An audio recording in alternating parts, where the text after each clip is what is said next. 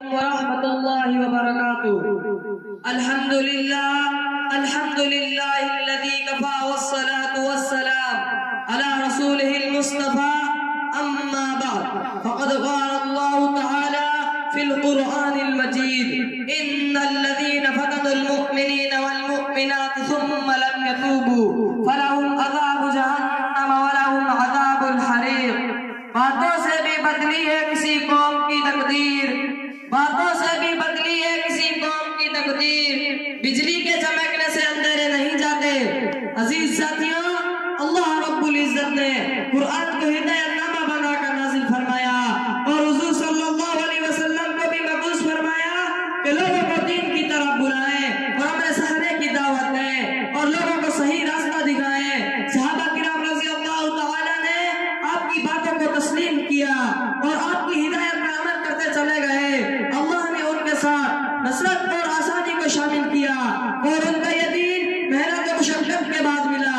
انہوں نے کما انہو اس کی قدر کی اور آج یہی دین ہمارے پاس آیا ہے، اس لیے ہمیں اس کی قدر نہیں نہ اس کے حکامات پر چلنے کا شوق ہے۔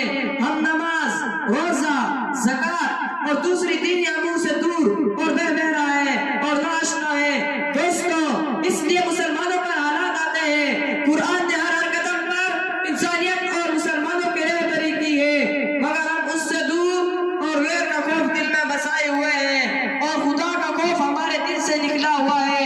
اس لیے سارے جہان میں آج مسلمان پریشان حال ہے۔ اے مسلمانوں، خدا کا خوف دل میں مٹاؤ اور خدا پر یقین کامل رکھو۔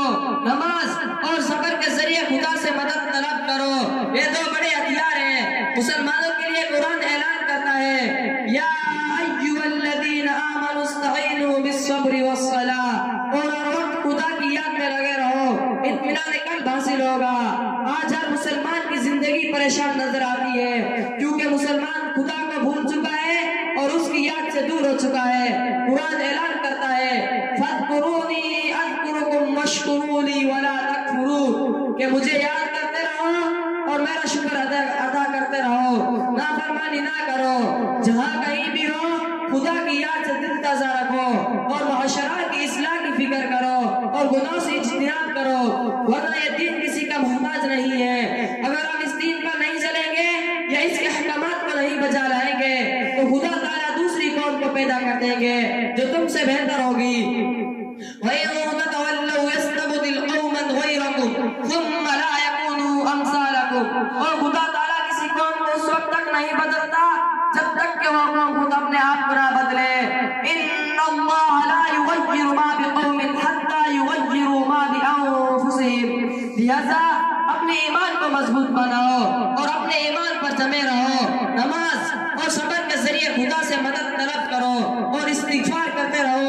حضور صلی اللہ علیہ وسلم نے فرمایا کہ دو چیزیں جب تک تم میں رہے گی تو عذاب نہیں آئے گا، ایک میری ذات اور دوسرا استغفار۔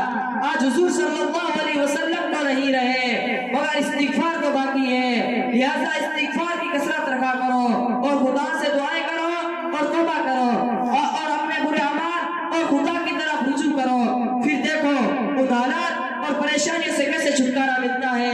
اللہ تعالیٰ ہمیں راہ سنت پر چلنے کی توفیق عطا فرمائے اور دین پر جمے رہنے کی توفیق عطا فرمائے اور ایمان پر خاتمہ نصیب فرمائے۔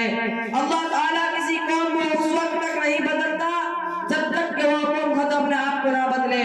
وآخر دعوانا الحمد للہ رب العالمین۔